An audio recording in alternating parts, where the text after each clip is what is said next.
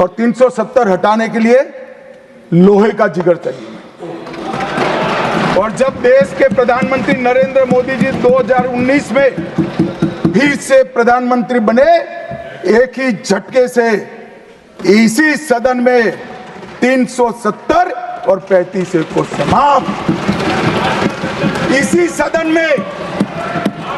सदन में कहते थे खून की नदियां बह जाएगी, खून की नदियां छोड़ो, कंकड़ चलाने की किसी की हिम्मत नहीं है। और मान्यवर क्या हुआ? इसके बाद क्या हुआ? 35,000 पंचायत के सदस्य आजादी के बाद पहली बार चुनकर आए।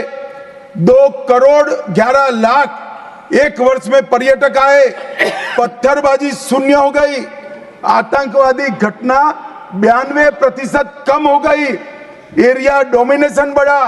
33 साल के बाद घाटी में थिएटर में रात्रि का शो चल रहा है। 34 साल के बाद ताजिया का जुलूस निकला। पहाड़ी, गुर्जर, बकरवाल और वाल्मीकि को आरक्षण मिला और घाटी के हर घर पर हर घर तिरंगा अभियान भी चला। श्रीनगर में फॉर्मूला 4 कार रेसिंग हुई। लाल चौक पर तिरंगा शान से फहरता है और दुनिया का सबसे ऊंचा रेलवे आर्च भी आज चिनाब नदी पर बन रहा है। सबसे बड़ी लंबी ट्रांसपोर्टेशन टनल फिर पंजाल में बनी और निर्यात रैंकिंग में अपना कश्मीर सभी यूटी में नंबर 1 पर निर्यात में आया। मान्यवर 80,000 और 370 हटाने के लिए लोहे का जिगर चाहिए। और जब देश के प्रधानमंत्री नरेंद्र मोदी जी 2019 में फिर से प्रधानमंत्री बने, एक ही झटके से इसी सदन में 370 और 35 को समाप्त। इसी सदन में कहते थे खून की नदियां बह जाएगी, खून की नदियां छोड़ो, कंकड़ चलाने की किसी की हिम्मत नहीं है। और मान्यवर क्या हुआ? इसके बाद क्या हुआ? 35,000 पंचायत के सदस्य आजादी के बाद पहली बार चुनकर आए। 2 करोड़ 11 लाख एक वर्ष में पर्यटक आए।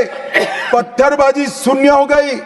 आतंकवादी घटना 92% कम हो गई। एरिया डोमिनेशन बढ़ा। 33 साल के बाद घाटी में थिएटर में रात्रि का शो चल रहा है। 34 साल के बाद ताजिया का जुलूस निकला।